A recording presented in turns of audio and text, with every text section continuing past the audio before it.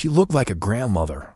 That was the problem. No one suspected her, not once. Not until it was far too late. While agents chased shadows in dark alleys, she sat in living rooms. While spy networks burned millions on surveillance, she simply listened. Entire operations collapsed before anyone knew a word had been spoken. She never carried weapons, never broke into buildings, never ran from capture. She moved through borders like mist through glass, invisible, unassuming, untouchable. By the time anyone realized, governments had fallen, secrets sold, alliances crumbled. Intelligence agencies call her the most dangerous operative in modern history, not because she stole the most secrets, but because she made powerful men believe she was their friend.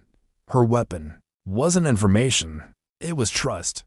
And by the time anyone noticed, it was already too late. Intelligence agencies learned a truth decades ago. The most dangerous spies don't look dangerous. Men are watched, questioned, suspected. Their confidence triggers alarms. Their ambition leaves trails. Women move differently. They are underestimated automatically, dismissed as assistants, secretaries, companions, present by accident, not by design. This isn't Hollywood fantasy. It's operational reality. A woman can ask the same question a man asks and receive a completely different answer. Not because the question changed, because the perceived threat vanished. Targets relax. They speak freely. They reveal what they never would to a man in a suit. It's not seduction. It's invisibility, wrapped in familiarity. A grandmother, a neighbor, a colleague, someone who listens without judgment, remembers every detail, and disappears into the background. Emotional intelligence becomes a weapon. Micro-expressions are read. Tones are calibrated. Pauses are measured. Every word, every reaction. Carefully noted. Trust forms without effort. And once trust exists, information flows naturally. No interrogations. No suspicion. By the time anyone notices, entire operations are compromised. Networks crumble silently. Alliances fracture, secrets vanish. The danger isn't in the spy herself. It's in the moment. You forget she's there. And this is exactly why intelligence agencies recruited her. Because a mind that blends in can achieve what armies cannot. She looks 70, maybe older. The kind of woman you'd see at a bus stop and forget seconds later. Practical shoes, a shopping bag, a polite smile for strangers. No one looked twice. That was intentional. While diplomats argued in conference rooms, she sat in cafes nearby. While executives held private meetings, she cleaned their offices. She asked simple questions, commented on the weather, offered tea. People answered without thinking. She never rushed, never pushed, never seemed interested in anything important. But she remembered everything. A name dropped casually, a folder left open, a phone call leaking through a thin wall. Details that meant nothing on their own. Catastrophic. When assembled correctly, she moved through secure buildings like furniture, present but unseen. Familiar enough to be trusted, forgettable enough to be ignored. Guards held doors open for her. Assistants shared complaints. Junior officers vented frustrations over coffee. She listened, nodded, said very little. By the time intelligence agencies realized information was leaking, they were already too late. Operations were compromised before investigations even began. They watched airports, monitored communications, tracked known operatives across borders. They never watched the cleaning staff, never questioned the neighbor with homemade cookies. She didn't steal documents. She stole trust. And she did it so quietly that no one understood what had happened until months later. Her ordinariness wasn't camouflage. It was the weapon itself. And in that quiet, unremarkable existence, she became the perfect asset to deploy. Once someone finally recognized what she really was. A man sat beside her on the bench. It wasn't unusual people sat there every day, but he didn't look at his phone, didn't read a newspaper, and didn't pretend to be waiting for anyone. He just sat. She kept feeding the pigeons. You've been here every Tuesday for 6 months. he said quietly. She smiled and said nothing. Same time, same bench, same shopping bag. She scattered more crumbs. You clean offices in the financial district, he continued. 3 buildings, 8 years. Now she looked at him. Most people wouldn't notice, he said.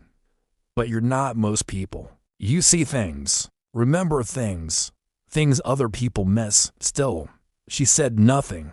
He placed a folded newspaper beside her and stood to leave. There's an address inside, he said. If you're interested in using what you notice. Then he walked away. She didn't touch the newspaper right away. She finished feeding the pigeons, collected her bag, and moved at the same unhurried pace she always did. But her mind was already working.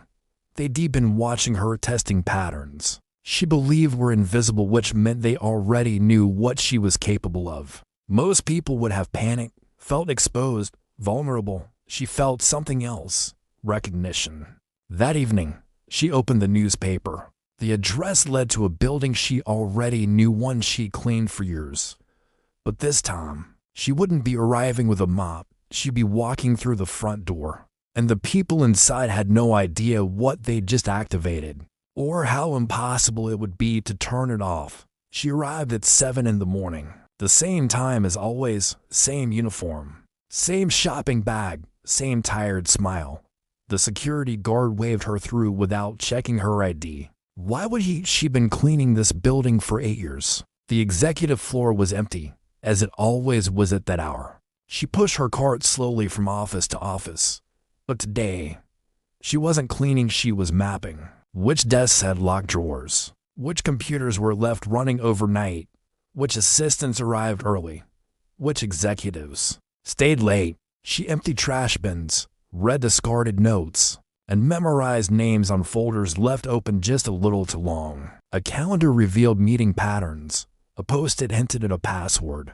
A coffee mug placed on the left side of a desk revealed handedness. Tiny details useless to anyone else, lethal in the right hands. At 9, the office came alive. Footsteps, voices, phones ringing, and she disappeared again. Nodding politely, moving quietly, blending into the background like furniture no one remembered buying. An executive passed her with a phone pressed to his ear. The meetings moved to Thursday. Same location. Tell Petrov we're still negotiating. She kept dusting. He never looked at her. By noon, she collected 16 pieces of usable intelligence names, schedules, power dynamics, internal fractures, not from hacking systems or breaking locks, but from listening, watching, and being exactly where no one bothered to pay attention. She left at 5, the same slow walk, the same shopping bag. The guard smiled and wished her a good night. She smiled back. He had no idea. His entire building had just been compromised. Neither did the men upstairs. But someone else did, and they were already preparing her next assignment. 3 days later, the meeting never happened.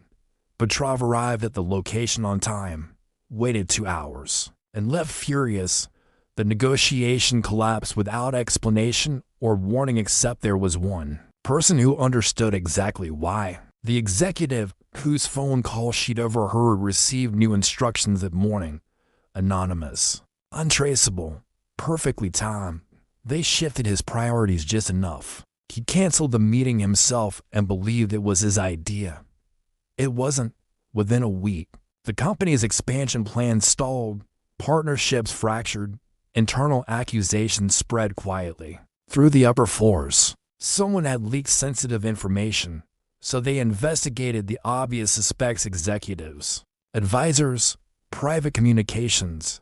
They reviewed security footage, tracked emails, monitored phone lines. They never looked at the cleaning staff. She continued her routine. Same buildings, same schedule, same tired smile. But now, there was a small notebook hidden in her apron pocket. Names, dates, meeting times, password hints scribbled in shorthand. Every night, she transcribed everything into coded messages and left them behind in plain sight. A forgotten shopping bag, a misplaced newspaper, an object no one ever questioned. Her handlers received intelligence that would have cost millions to acquire. She provided it for the price of a cleaning salary. No hacking, no break-ins, no technology, just observation, memory, and patience. The targets never suspected a thing. How could they? She was 70 years old. She smiled at their children, complimented their ties, asked about their weekends. They saw harmless. She saw leverage. And with every successful disruption, the requests became more precise, more calculated, more dangerous. They no longer wanted her to simply observe. They wanted her to shape outcomes before decisions were ever made. And that's when she realized her invisibility wasn't just protection. It was power. The building had new security, stricter protocols, new guards, ID checks on every floor. She arrived at 6:30, earlier than usual. The front desk guard didn't recognize her. Name? He asked, eyes on his tablet. Maria. She said softly, cleaning service. He scrolled and frowned. You're not on the schedule. She smiled, apologetic. Confused. They called this morning. Someone called in sick. He scrolled again, still frowning. Her heart stayed steady, hands calm, breathing even. She reached into her bag and pulled out a crumpled work order, fake, perfectly convincing. He glanced at it, barely. 4th floor, he said, waving her through. She nodded and moved toward the elevators. Calm, unhurried, exactly as expected. But her mind calculated every angle. 4th floor meant executive suite, sensitive areas. The reason she was here. The elevator doors closed. She exhaled once and adjusted her cart. When the doors opened, she was invisible again. The hallway was empty. Offices were dark, except one at the end. Light spilled from beneath the door. Someone was working late. She moved closer, slowly. Cartwheels barely audible on the carpet. Voices came from inside to men. Tense. Can't move the shipment until we know the route is secure, one said. She stopped and began dusting a picture frame. Border checkpoint changes every week. Need confirmation by Friday, came the reply. Her hands moved mechanically, eyes seemingly unfocused. But she heard everything: names, locations, dates, concerns about security. The door opened suddenly. A man stepped out and nearly collided with her cart. Jesus, he froze. She smiled, small, innocent. Sorry, sir. I'll move. He stared for a moment, then softened. Just an old woman, doing her job. It's fine, he muttered, walking past. She continued dusting. He never looked back. By morning, 3 governments would have the conversation transcribed, and she would already be planning her next entry. Because now, she wasn't just a notice, she was trusted. With their most protected locations, she wasn't supposed to be in the conference room, but the coffee station was right outside. She refilled the carafe slowly, methodically. Through the glass, 6 executives argued. A merger, billions at stake, to companies, one decision. The lead negotiator wore a gray suit and an expensive watch. He was wavering, and she could see it in his posture, the way he checked his phone. The pause before he spoke. He wanted reassurance. She finished pouring the coffee and pushed her cart into the room. Excuse me, she said softly. Just emptying the trash. No one looked at her. She moved along the perimeter, slow, invisible. The man in the gray suit was closest. As she reached for his waistband, she spoke quietly, almost to herself. My nephew works in logistics, she said. Says shipping routes are changing next month. New regulations. She didn't look at him, but she felt him stiffen. More inspections, she added. Delays at every checkpoint. He's worried about his job. She moved to the next bin. Behind her, the gray suit cleared his throat. Gentlemen, he said, before we proceed, do we have updated information on regulatory changes? Silence.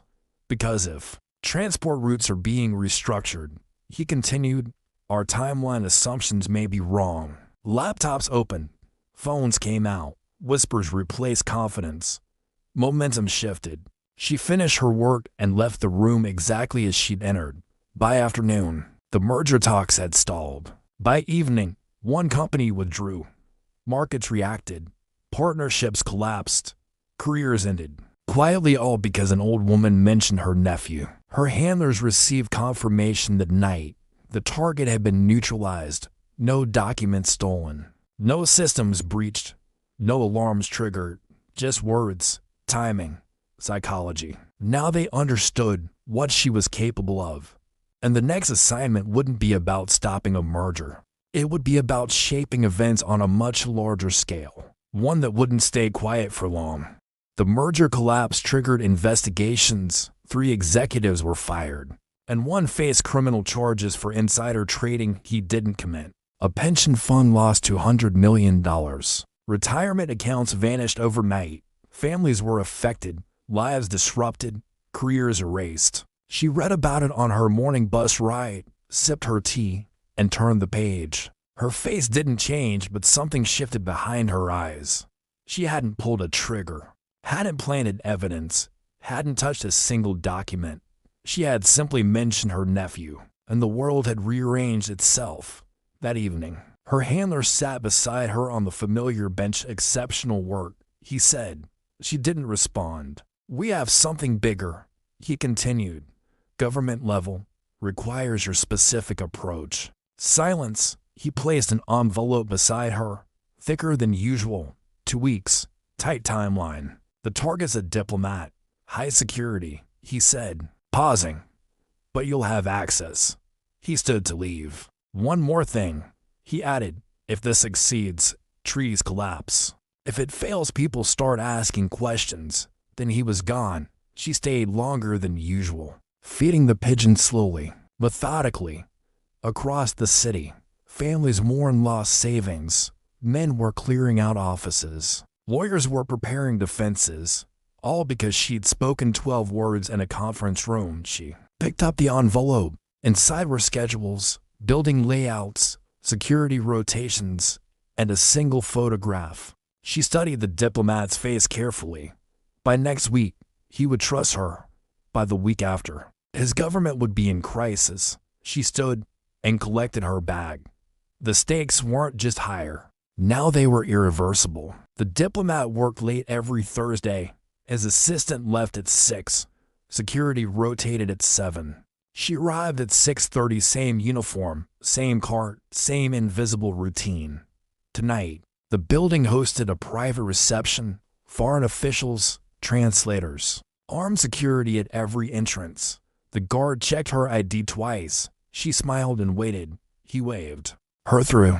The top floor required keycard access, but she had been watching the cleaning supervisor for weeks, memorizing patterns and timing habits. At 7:15 every night, the supervisor stepped out for a smoke. She used the borrowed keycard, and the doors opened. Inside, voices carried from the diplomat's office. We cannot agree to those terms, one voice said. She began cleaning the hallway. Slow and unremarkable, an aide stepped out, phone pressed to his ear. Nearly colliding with her cart. Sorry, she murmured. He barely looked at her.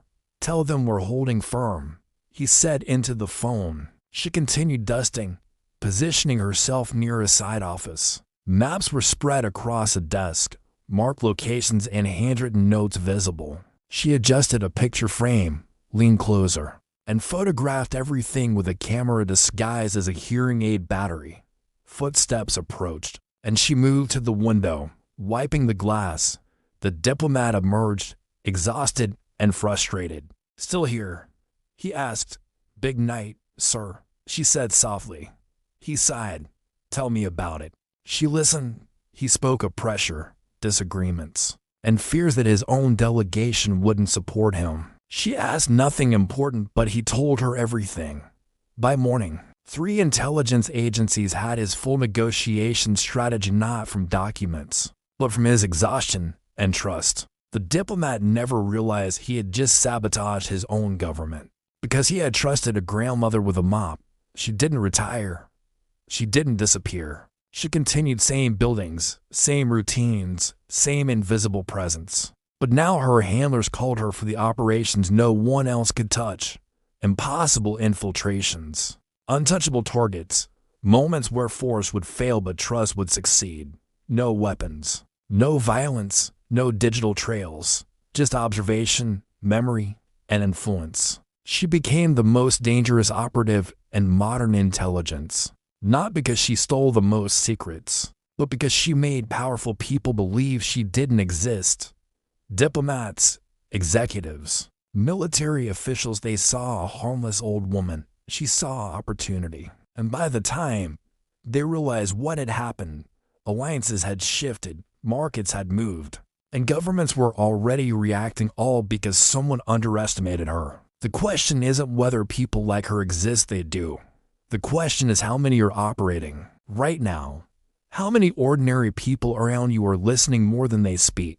How many conversations have you had with someone you instantly trusted, someone familiar, forgettable, safe? Think carefully.